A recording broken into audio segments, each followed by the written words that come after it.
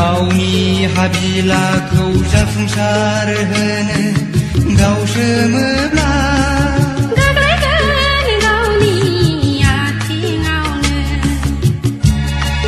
नै दावहारु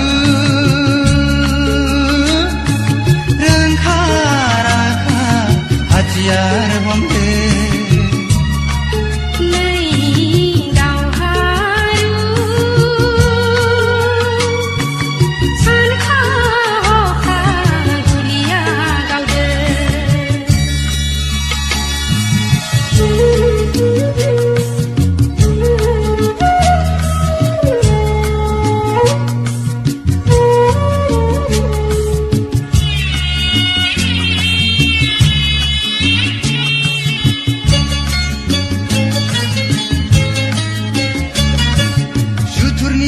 फान्दायनायजों गावनि उदैखौ सुफुंनो लेवार बेदलाव जानानै हारिनि थैखौ सोबगोरा।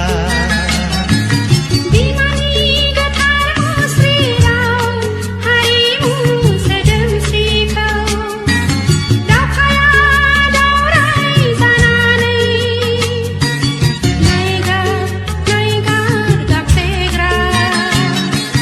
मैखारि संगालिफोरनि थाखाय सांग्रां जादो।